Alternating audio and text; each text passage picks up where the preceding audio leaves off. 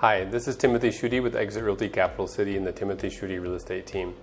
Today we're talking about early possession. What does it mean and what are the benefits and pitfalls of it? With early possession, one of the things that's kind of nice about it is that your clients get to move in prior to the loan, or if you got a staggered closing with multiple closings same day, it can really ease the stress of something like that.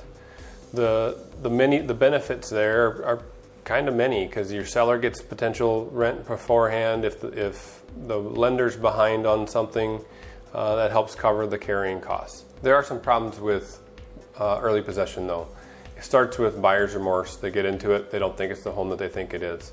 They decide that they're not going to pay the rent because they're already in the home, and they have the buyer or the seller tied with that mortgage and the expectation of a closing. It's also finding problems with the home and the potential for the buyer to damage the property, and the lender mortgage doesn't go through, so then they aren't able to buy it as well.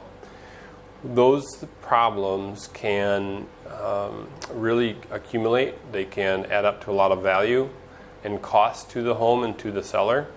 And so it's really about protecting that client. Some alternatives to doing early possession is just allowing them into the garage, or having them use a pod for their possessions and finding a different place to sleep. The two things you need to be cognizant of is, where do the possessions go and where do they go to sleep?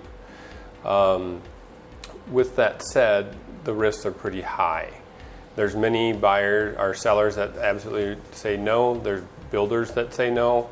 And I think that there's actually builders that have short-term housing that people can rent, and maybe even some brokerages and brokers that have that. I personally have some rental properties that I will put somebody in if we have a situation. When you're dealing with early possession, it's really important that everybody knows each other, trusts each other, have things in writing, and that you feel comfortable with how they're going to take care of the property, or that the seller's going to understand and know what's going to happen as well. The mortgage, the lender, those things are very important in that same relationship, to know what the timeline's going to be.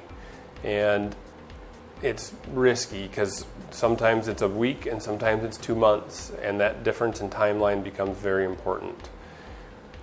To recap, pay attention to who the clients are, pay attention to the situation, maybe let the deal fall apart if it needs to. Don't always have to try to keep it together for possession's sake, because there is a lot of risk involved. This is Timothy Schutte with Exit Realty Capital City and the Timothy Schutte Real Estate Team. Thank you for coming to my video channel.